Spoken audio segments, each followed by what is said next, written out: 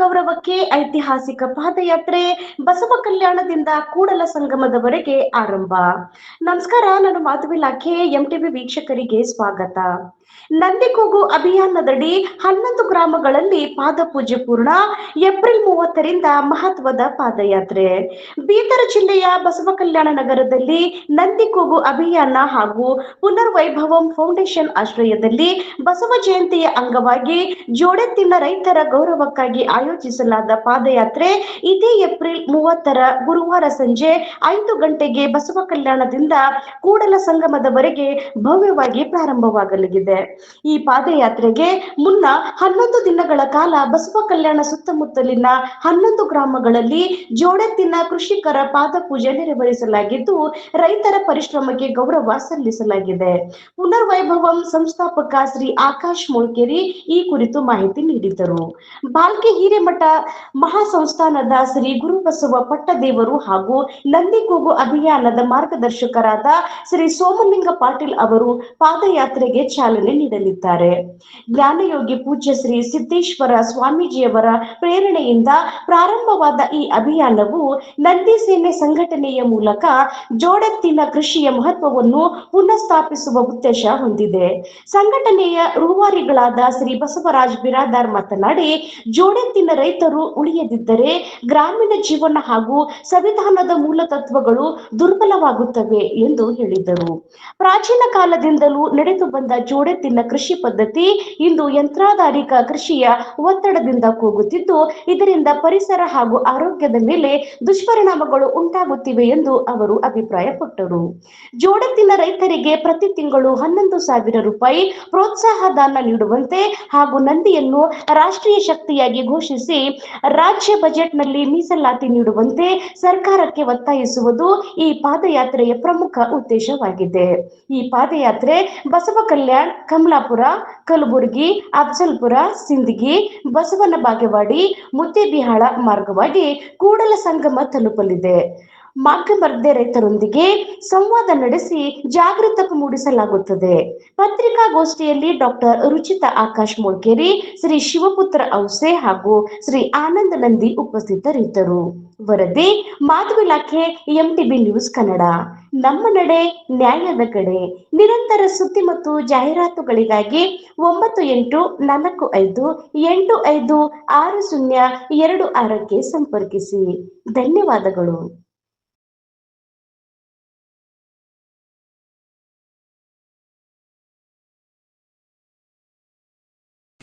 ನಮಸ್ಕಾರ. ನಮ್ಮ MTV Kannada news ಅಲ್ಲಿ ನಮ್ಮ ಎಲ್ಲಾ ವೀಕ್ಷಕರಿಗೆ ಸ್ವಾಗತವಿದೆ. ಇವತ್ತು ನಾವು ಬಸವೇಶ್ವರ ಜಯಂತಿ ನಿಮಿತ್ತವಾಗಿ ಬಸವ ಕಲ್ಯಾಣ ತಾಲೂಕಿನ ಸುಮಾರು 11 ಹಳ್ಳಿಗಳಲ್ಲಿ ಇರುವ ಜೋಡು ಎತ್ತಿರುವ ರೈತರುಗಳಿಗೆಲ್ಲ ಪಾದಪೂಜೆ ಕಾರ್ಯಕ್ರಮವನ್ನು ಹಮ್ಮಿಕೊಂಡಿದ್ದಾರೆ. ಈ ಕಾರ್ಯಕ್ರಮದ ಬಗ್ಗೆ ಡೀಟೇಲ್ ಆಗಿ ಮಾಹಿತಿ ನಮ್ಮ ಆಕಾಶ್ ಮೊಳ್ಕೆರಿ ಸರ್ ಅವರು ಕೊಡ್ತಾರೆ. ಸರ್, ನಮ್ಮ ಎಂಟಿವಿ ಕನ್ನಡ ನ್ಯೂಸ್ ಅಲ್ಲಿ ನಿಮ್ಮ ಸ್ವಾಗತವಿದೆ. ನಿಮ್ಮ ಪರಿಚಯ ಮತ್ತು ಇದ್ರ ಬಗ್ಗೆ ಮಾಹಿತಿ ಕೊಡಿ. ನಮಸ್ಕಾರ ಮೇಡಮ್, ನನ್ನ ಹೆಸರು ಆಕಾಶ್ ಅಂತ, ಆಕಾಶ್ ಮೊಳ್ಕೆರಿ, ಪುನರ್ವೈಭವಂ ಫೌಂಡೇಶನ್ ಸಂಸ್ಥಾಪಕ. ನಾನು ನನ್ನ ಧರ್ಮಪತ್ನಿಯಾದ ಡಾಕ್ಟರ್ ರುಚಿತಾ ಮೊಳ್ಕೆರಿ ಅವರು ಈ ಪುನರ್ವೈಭವಂ ಫೌಂಡೇಶನ್ನ ಸಂಸ್ಥಾಪಿತರು. ಕಳೆದ 11 ದಿವಸಗಳಿಂದ ನಾವು ಜೋಡೆತ್ತಿನ ರೈತರ ಪಾದಪೂಜೆ ಮಾಡುವಂತ ಒಂದು ಕಾರ್ಯಕ್ರಮ ಬಸವ ಕಲ್ಯಾಣ ಸುತ್ತಮುತ್ತಲಿನ 11 ಗ್ರಾಮಗಳಲ್ಲಿ ನಡೆಸಿಕೊಂಡು ಬರ್ತಾ ಇದ್ದೀವಿ. ಮೊದಲನೇ ದಿನ 20ನೇ ತಾರೀಕು ಏಪ್ರಿಲ್ 2026ರಿಂದ ಪಿಟ್ಟ ಗ್ರಾಮದಲ್ಲಿ ನಮ್ಮ ಆಶ್ರಮದಲ್ಲಿ ಪ್ರಾರಂಭಗೊಂಡ ಈ ಕಾರ್ಯಕ್ರಮ ಇವತ್ತು ಜಾನಾಪುರ್ಗೆ ಬಂದು ತಲುಪಿದೆ. ನಾಳೆ ಬಸವ ಕಲ್ಯಾಣದ ಪರುಷಕಟ್ಟೆ ಅಲ್ಲಿ ಇದು ಅಂತ್ಯಗೊಳ್ಳಲಿದೆ. ಈ ಕಾರ್ಯಕ್ರಮವನ್ನು ನಾವು ಬಸವರಾಜ್ ಆರ್ ಬಿರಾದರ್ ಅಣ್ಣನವರ ನೇತೃತ್ವದಲ್ಲಿ ನಡೆಸಿಕೊಂಡು ಬರ್ತಾ ಇದ್ದೀವಿ. ನಾಳೆ ಈ ಕಾರ್ಯಕ್ರಮ ಅಂತ್ಯಗೊಂಡಾಗ ಪರುಷಕಟ್ಟೆಯಿಂದ ಕೂಡಲ ಸಂಗಮದವರೆಗೂ ಬಸವರಾಜ ಅಣ್ಣನವರು ಪಾದಯಾತ್ರೆಯನ್ನು ಕೈಗೊಳ್ಳಲಿದ್ದಾರೆ. ಆ ಪಾದಯಾತ್ರೆಗೆ ಚಾಲನೆ ನೀಡಲು ಶ್ರೀ ಸಿದ್ದೇಶ್ವರ ಸ್ವಾಮೀಜಿಯವರ ತಮ್ಮನವರಾದ ಸೋಮಲಿಂಗ ಅಜ್ಜನವರು ಹಾಗೂ ಭಾಲ್ಕಿಯ ಶ್ರೀಗಳು ಗುರುಬಸವ ಪಟ್ಟದೇವರು ಕೂಡ ಚಾಲನೆಯನ್ನು ನೀಡಲಿದ್ದಾರೆ. ಬಸವರಾಜ ಅಣ್ಣನವರು ಬಿಜಾಪುರದಲ್ಲಿ 2 ವರ್ಷಗಳ ಹಿಂದೆ ಬಹಳ ಬೃಹತ್ತಾದ ಒಂದು ಅಭಿಯಾನವನ್ನು ಪ್ರಾರಂಭ ಮಾಡಿದ್ರು. ಅವರ ಈ ಅಭಿಯಾನಕ್ಕೆ ಸಾವಿರಾರು ರೈತರು ಕೈ ಜೋಡಿಸಿ ಒಗ್ಗೂಡಿಸಿ ಈ ಅಭಿಯಾನವನ್ನು ಯಶಸ್ವಿಗೊಳಿಸಿದರು. ಸಿದ್ದೇಶ್ವರ ಅಪ್ಪನವರ ಪ್ರೇರಣೆಯಿಂದಾಗಿ ಈ ಅಭಿಯಾನವನ್ನು ಅವರು ಪ್ರಾರಂಭ ಮಾಡಿದರು. ಸೊ ಅಂತವರ ನೇತೃತ್ವದಲ್ಲಿ ಈ ಕಳೆದ 11 ದಿವಸಗಳಿಂದ ಬಸವ ಕಲ್ಯಾಣ ಸುತ್ತಮುತ್ತಲಿನ 11 ಗ್ರಾಮಗಳಲ್ಲಿ ನಡೆಸಿಕೊಂಡು ಬಂದಿದ್ದು ಇದು ಈ ಭಾಗದ ಜನರಿಗೆ ಸೌಭಾಗ್ಯದ ವಿಷಯ. ಮುಂದಿನ ಹಲವಾರು ಅಂಶಗಳು ಬಸವರಾಜ್ ಅಣ್ಣನವರು ತಮಗೆ ತಿಳಿಸಿಕೊಡಲಿದ್ದಾರೆ. ಧನ್ಯವಾದಗಳು. ಜ್ಞಾನಯೋಗಿ ಪೂಜ್ಯ ಶ್ರೀ ಸಿದ್ದೇಶ್ವರ ಅಪ್ಪಾಜಿಯವರ ಪ್ರೇರಣೆಯಿಂದ ನಂದಿ ಕೂಗು ಅನ್ನುವಂತಹ ಅಭಿಯಾನವನ್ನ ನಾವು ಅವರ ಒಂದು ಜನ್ಮ ಸ್ಥಳವಾದಂತಹ ಬಿಜ್ಜರಿಗಿ ಗ್ರಾಮದಿಂದ ಈಗಾಗಲೇ ಒಂದು 2 ವರ್ಷದಿಂದ ಪ್ರಾರಂಭ ಮಾಡಿದ್ದೀವಿ. ಇದರ ಮೂಲ ಉದ್ದೇಶ ಪ್ರತಿ ಗ್ರಾಮಗಳಲ್ಲಿ ಏನು ಈ ಜೋಡೆತ್ತಿನ ಕೃಷಿ ಅಳಿವಿನ ಅಂಚಿನಲ್ಲಿದೆ ಅದು ಪುನಶ್ಚೇತನಗೊಳ್ಳಬೇಕು ಅನ್ನುವಂಥ ಮೂಲ ಉದ್ದೇಶ ಇರುವಂತದ್ದು. ಆ ಒಂದು ವಿಚಾರದ ಕುರಿತು ಜನಜಾಗೃತಿ ಮೂಡಿಸುವಂತ ನಿಟ್ಟಿನಲ್ಲಿ ಈಗಾಗಲೇ ನಾವು ಸಾಕಷ್ಟು ಕಾರ್ಯಕ್ರಮಗಳನ್ನ ಒಂದು ವಿಜಯಪುರ ಜಿಲ್ಲೆಯ ಭಾಗದಲ್ಲಿ ಹಮ್ಮಿಕೊಂಡಿದ್ದೀವಿ.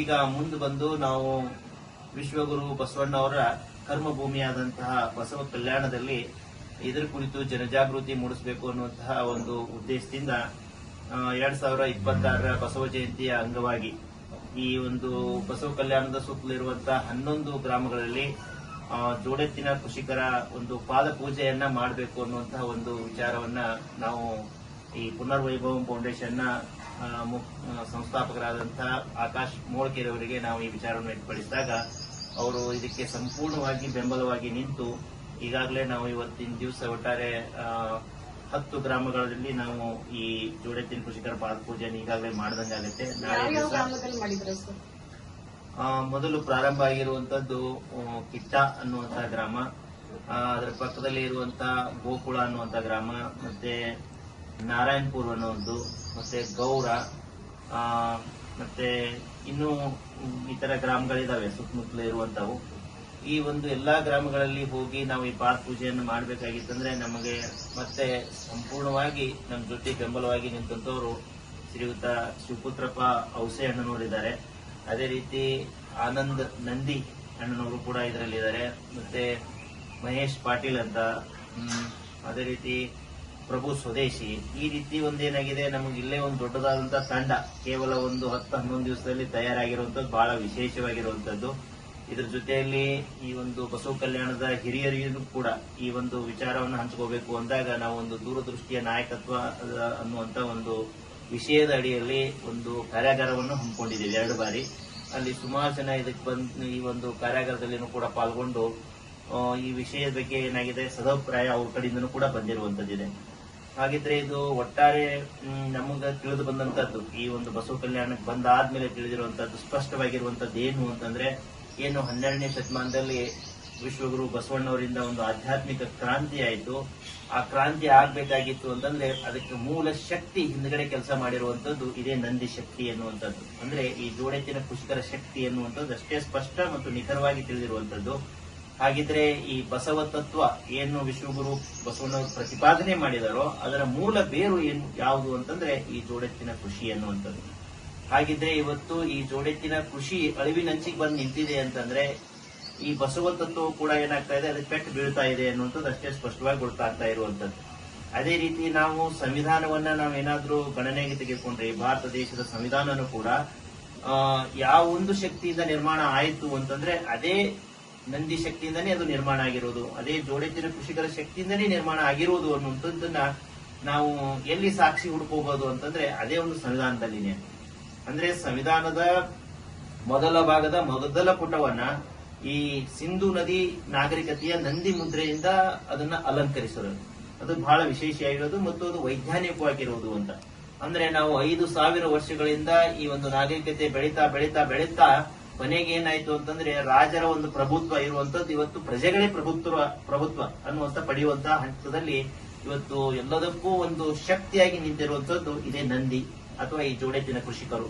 ಆದ್ರೆ ಈ ಒಂದು 50 ವರ್ಷಗಳಲ್ಲಿ ಈ ತೈಲ ಶಕ್ತಿ ಎನ್ನುವಂಥದ್ದು ಮುಂದೆ ಬಂದು ತೈಲ ಆಧಾರಿತವಾದಂತ ಯಂತ್ರಗಳು, ತೈಲ ಆಧಾರಿತವಾದಂತ ಎಲ್ಲಾ ರಾಸಾಯನಿಕಗಳು ಎಲ್ಲಾ ಜಗತ್ತಿನಾದ್ಯಂತ ಅದಕ್ಕೆ ಏನ್ ಮಾಡಿದ್ದಾರೆ, ಅದಕ್ಕೆ ಪೂರಕವಾದಂತಹ ಕಾನೂನು ಮತ್ತು ಯೋಜನೆಗಳನ್ನು ತಂದಂತ ಕಾರಣಕ್ಕಾಗಿ ಈ ಒಂದು ಮೂಲ ಶಕ್ತಿಯನ್ನೇ ನಾವೇನ್ ಮಾಡಿದೀವಿ ನಿರ್ಲಕ್ಷ್ಯ ಮಾಡಿಬಿಟ್ಟಿದೀವಿ. ಹೀಗಾಗಿ ಏನಾಗ್ತಾ ಇದೆ ಅಂತಂದ್ರೆ ಅದಕ್ಕೆ ಪೂರಕವಾದಂತಹ ಯಾವುದೇ ಕಾನೂನು ಮತ್ತು ಯೋಜನೆಗಳು ಇಲ್ಲದೆ ಇರುವಂತಹ ಕಾರಣಕ್ಕಾಗಿ ಅದು ಅಳಿವಿನಂಚಿಗೆ ಬಂದು ನಿಂತಿದೆ. ಹಾಗಾಗಿ ನಾವು ಎಲ್ಲಾ ಗ್ರಾಮಗಳಲ್ಲಿ ಹೋದಾಗ ಒಂದು ಪ್ರಶ್ನೆಯನ್ನ ಕೇಳ್ತಾ ಇದ್ದೀವಿ, ನಿಮ್ಮ ಗ್ರಾಮದಲ್ಲಿ ಏನಾದ್ರೂ ಜೋಡೆತ್ತಿನ ಕೃಷಿಕರ ಸಂಖ್ಯೆ ಕಡಿಮೆ ಆದ ಹಾಗೆ ರೋಗ ರುಜಿನಗಳು ಹೆಚ್ಚಿಗೆ ಬರ್ತಾ ಇದಾವೇನು ಅಂತ ಪ್ರತಿಯೊಬ್ರು ಹೇಳ್ತಾ ಇದ್ದಾರೆ. ಹೌದು, ಎಷ್ಟೆಲ್ಲ ಈ ಜೋಡೆತ್ತಿನ ಕೃಷಿಕರ ಸಂಖ್ಯೆ ಕಡಿಮೆ ಆಗ್ತಾ ಇದೆಯೋ ನಾವೆಲ್ಲ ರೋಗಕ್ಕೆ ತುತ್ತಾಗ್ತಾ ಇದೀವಿ ಅಂತೇಳಿ. ಅಂದ್ರೆ ಇದು ಮೊದಲ ಹಂತದಲ್ಲಿ ಈ ದೈಹಿಕ ರೋಗದಲ್ಲಿ ವ್ಯಕ್ತ ಆಗ್ತಾ ಇರೋದು. ಎರಡನೇ ಹಂತದಲ್ಲಿ ಇದು ಮಾನಸಿಕ ರೋಗನೂ ಕೂಡ ಈಗ ನೋಡ್ತಾ ಇದೀವಿ, ಕೃತಿ ಹೆಚ್ಚಿಗಾಗೋದು ಅನ್ನುವಂಥದ್ದು. ಹಾಗಿದ್ರೆ ಅದಕ್ಕೆ ಮೂಲ ಕಾರಣ ಏನು ಅನ್ನುವಂಥದ್ದನ್ನ ನಾವು ಅರಿತು ಅದಕ್ಕೆ ನಾವೇನಾದ್ರೂ ಆ ನಿಟ್ಟಿನಲ್ಲಿ ನಾವು ಪರಿಹಾರ ಕಂಡುಕೊಳ್ಳೋ ಪ್ರಯತ್ನ ಪಟ್ರೆ ಮಾತ್ರ ಇದನ್ನು ತಡೆಯೋಕ್ ಸಾಧ್ಯತೆ ಇದೆ ಅಂತ. ಹಾಗಿದ್ರೆ ನಾವು ಈ 11 ದಿವಸದಲ್ಲಿ ಒಂದು ನಿರ್ಧಾರವನ್ನ ನಾವು ಮಾಡಿರುವಂತದ್ದು. ಕೇವಲ 11 ದಿವಸದ ಕಾರ್ಯಕ್ರಮ ಮಾಡ್ಬೇಕಂದಿದ್ದೀವಿ, ಆದ್ರೆ ಮುಂದಿನ ಒಂದು ನಿರ್ಧಾರ ಬಂತು. ಏನು, ಇವು ಏನಾಗಿದೆ, ಅನ್ಯಾಯವಾಗಿ ಏನಾಗ್ತಾ ಇದೆ, ಈ ಒಂದು ಪಶು ಸಂಪತ್ತು ಅಥವಾ ಎಲ್ಲಾ ಪಶು ಸಂಪತ್ತಿಗೆ ಮೂಲ ತಾಯಿ ಬೇರು ಅಂತಾನೆ ನಂದಿ ಆಗಿರೋದು. ಹಾಗಾಗಿ ಅದು ನಾಶ ಆಗ್ತಾ ಇರುವಂತಹ ಕಾರಣಕ್ಕಾಗಿ ಏನಾಗ್ತಾ ಇದೆ, ಈ ಎಲ್ಲಾ ಪಶು ಸಂಪತ್ತು ಅದ್ರ ಹಿಂದಿರುವಂತಹದ್ದು ಈ ಆಕಳಾಗಿರ್ಬೋದು, ಅದೇ ರೀತಿ ಎಮ್ಮೆ ಆಗಿರ್ಬೋದು, ಇತರ ಅನೇಕ ಪಶು ಸಂಪತ್ತು ನಾಶ ಆಗ್ತಾ ಇರುವಂತದ್ದು. ಅದು ಹೋಗಿ ಕಸಾಯಖಾನೆಗೆ ಪಾಲಾಗ್ತಾ ಇರೋದು. ಹಾಗಿದ್ರೆ ಇವತ್ತು ಅದು ಜೋಡೆತ್ತಿನ ಕೃಷಿಕರ ಮೂಲ ಏನಪ್ಪಾ ಅಂದ್ರೆ ಮಿತ್ರ ಆಗಿರುವಂತದ್ದು, ರೈತರ ಮಿತ್ರ, ಅದು ಹೋಗಿ ಇವತ್ತು ಕಸಾಯಖಾನೆ ಹೋಯ್ತು ಅಂತಂದ್ರೆ ಇನ್ನು ರೈತರ ಪರಿಸ್ಥಿತಿ ಏನು ಅಂತ. ಕಳೆದ ಒಂದು 30 ವರ್ಷಗಳಲ್ಲಿ 3 ಲಕ್ಷ ಜನ ರೈತರು ಆತ್ಮಹತ್ಯೆ ಮಾಡ್ಕೊಂಡಿದ್ದಾರೆ. ಹಿಂದೆ ಡೋಗಿ ಬರ, ಸಜ್ಜಿ ಬರ, ಅನೇಕ ಬರಗಳು ಬಂದು ಆ ಬರ ಬಂದ್ರು ಯಾರು ಆತ್ಮಹತ್ಯೆ ಮಾಡ್ಕೊತಿರ್ಲಿಲ್ಲ. ಅದಕ್ಕೆ ಮೂಲ ಕಾರಣ ಅಂತಂದ್ರೆ ಅವನ ಜೋಡಿ ಕೆಲಸ ಮಾಡುವಂತ ಅದು ವಿಶೇಷ ನಂದಿ ಶಕ್ತಿ ಅನ್ನುವಂಥದ್ದಿತ್ತು. ಹಾಗಿದ್ರೆ ಇವತ್ತು ಟ್ರ್ಯಾಕ್ಟರ್ ಎಷ್ಟೆಲ್ಲ ಅವಲಂಬಿತ ಆಗ್ತಾ ಇದೀವಿ, ಎಷ್ಟೆಲ್ಲ ರೈತರು ಏನಾಗ್ತಾ ಇದ್ದಾರೆ, ಸಾಲ್ಗಾರ ಆಗ್ತಾ ಇದ್ದಾರೆ ಅಂತ. ಹಾಗಾಗಿ ಇವತ್ತು ಕೇವಲ ರೈತರು ಮಾತ್ರ ಸಾಲ್ಗಾರ ಆಗ್ತಾ ಇಲ್ಲ, ರಾಜ್ಯ ಸಾಲ್ಗಾರ ಇದೆ. ಅದೇ ರೀತಿ ಈ ದೇಶವು ಕೂಡ ಸಾಲ್ಗಾರ ಇದೆ. ಸಾಲ್ ಹೆಚ್ಚಿಗೆ ಆಗ್ತಾ ಇರೋದು. ಒಂದ್ ದಿವಸ ನಾವೇ ಇನ್ನೊಬ್ರಿಗೆ ಕೊಡಂತ ಸ್ಥಿತಿಯಲ್ಲಿ ಇದ್ದೇವೆ. ಹಾಗಿದ್ರೆ ಇವತ್ತು ಯಾಕೆ ಸಾಲ್ಗಾರ ಆಗ್ತಾ ಇದೆ ಅಂತಂದ್ರೆ ಆ ಮೂಲ ಶಕ್ತಿ ಏನು ಎಲ್ಲದೂ ಉತ್ಪಾದನೆ ಮಾಡ್ತಾ ಇತ್ತು ಅದನ್ನೇ ನಾವು ಕಳ್ಕೊಂಡಿದೀವಿ ಅಂತ. ಹಾಗಿದ್ರೆ ಇದು ಏನು ಸಂವಿಧಾನದ ಮೂಲ ಬೇರಾಗಿದೆಯೋ, ಯಾವುದರಿಂದ ಸಂವಿಧಾನ ಸ್ಥಾಪನೆ ಆಗಿದೆಯೋ ಅದರ ಒಂದು ನಶಿಸ್ತಾ ಹೋಯಿತು ಅಂತಂದ್ರೆ ಅದು ಸಂವಿಧಾನಕ್ಕೆ ಒಂದು ಕೊಡಲೆ ಪೆಟ್ಟು ಬೀಳ್ತದೆ ಅನ್ನುವಂಥದ್ದು. ಹಾಗಾಗಿ ನಾವು ಒಂದು ನಿರ್ಧಾರ ಏನು, ಇದು 11ನೇ ದಿನ ಅಂದ್ರೆ ಇದು ನಾವು ಬಸವ ಜಯಂತಿ 20ನೇ ತಾರೀಕಿನಿಂದ ಮೇ 20ನೇ ತಾರೀಕಿನಿಂದ ಮೇ 30ನೇ ತಾರೀಕಿನವರೆಗೆ 11 ದಿವಸ ನಾವು ಪ್ರತಿದಿನ ಒಂದೊಂದು ಗ್ರಾಮಕ್ಕೆ ಹೋಗಿ ಈ ಒಂದು ಜೋಡೆತ್ತಿನ ಕೃಷಿಕರ ಪಾದ ಪೂಜೆಯನ್ನು ಮಾಡಿದೀವಿ. 11ನೇ ದಿನ ಅಂದ್ರೆ ನಾಳೆ ದಿವಸ 30ನೇ ತಾರೀಕು ಅದನ್ನ ನಾವು ಪಾದ ಪೂಜೆಯನ್ನ ಬಸವ ಕಲ್ಯಾಣದಲ್ಲಿರುವಂತಹ ಪವಿತ್ರ ಸ್ಥಳ ಬಸವಣ್ಣವರು ಅದೇ ಒಂದು ಸ್ಥಳದಿಂದನೇ ನ್ಯಾಯ ಪಂಚಾಯಿತಿಯನ್ನ ಮಾಡಿರುವಂತದ್ದು. ಪರುಷ ಕಟ್ಟೆ ಆ ಒಂದು ಕಟ್ಟೆ ಮೇಲೆ ನಾವು ಇದೇ ಒಂದು ಬಸವ ಕಲ್ಯಾಣ ನಗರದ ಜೋಡೆತ್ತಿನ ಕೃಷಿಕರ ಪಾದ ಪೂಜೆಯನ್ನ ಮಾಡಿ ಆ ಒಂದು ಸ್ಥಳದಿಂದ ಕೂಡಲ ಸಂಗಮದವರೆಗೆ ಒಂದು ಪಾದಯಾತ್ರೆಯನ್ನ ನಾವು ಮಾಡಬೇಕು ಅನ್ನುವಂತ ಒಂದು ನಿರ್ಧಾರವನ್ನು ತೆಗೆದುಕೊಂಡಿರುವಂತದ್ದು. ಆ ಒಂದು ಪಾದಯಾತ್ರೆಗೆ ಈಗಾಗಲೇ ಅನೇಕರು ಒಂದು ಬೆಂಬಲವಾಗಿ ಈ ಒಂದು ನಿಂತಿದ್ದಾರೆ. ಅದರ ಜೊತೆಯಲ್ಲಿ ಮುಖ್ಯವಾಗಿ ಆ ಒಂದು ಪಾದಯಾತ್ರೆಗೆ ಚಾಲನೆಯನ್ನ ನೀಡ್ತಾ ಇರುವಂತದ್ದು ಬಾಲ್ಕಿಯ ಹಿರೇಮಠ ಮಹಾಸಂಸ್ಥಾನದ ಪೂಜ್ಯರಾದಂತಹ ಶ್ರೀ ಗುರುಬಸವ ಪಟ್ಟದೇವರು ಅವರು ಬರ್ತಾ ಇದ್ದಾರೆ. ಅದಕ್ಕೆ ಇನ್ನೊಂದು ವಿಶೇಷ ಅಂತಂದ್ರೆ ಈ ಒಂದು ನಂದಿ ಕೂಗು ಅಭಿಯಾನದ ಮಾರ್ಗದರ್ಶಕರು, ಇದಕ್ಕೆ ಸಂಪೂರ್ಣವಾಗಿ ಬೆಂಬಲವಾಗಿ ನಿಂತಂತವರು ಪೂಜ್ಯ ಶ್ರೀ ಸಿದ್ದೇಶ್ವರ ಸ್ವಾಮೀಜಿಯವರ ಸಹೋದರ, ಅವ್ರ ತಮ್ಮರವರಾದಂತಹ ಶ್ರೀ ಸೋಮಲಿಂಗಾರ್ಜುನವರು. ಅವರು ಕೂಡ ಆ ಪರಶು ಕಟ್ಟೆಗೆ ನಾಳೆ ದಿವಸ ಬರೋರಿದ್ದಾರೆ. ಸಾಯಂಕಾಲ 5 ಗಂಟೆಗೆ ಕಾರ್ಯಕ್ರಮ ನಡೆಯೋದಿದೆ. ಇವರ ಒಂದು ಉಪಸ್ಥಿತಿಯಲ್ಲಿ ಅಥವಾ ಸಾನ್ನಿಧ್ಯದಲ್ಲಿ ಈ ಒಂದು ಪಾದಯಾತ್ರೆಗೆ ಚಾಲನೆಯನ್ನ ಕೊಡ್ತಾ ಇದ್ದಾರೆ. ಧನ್ಯವಾದಗಳು.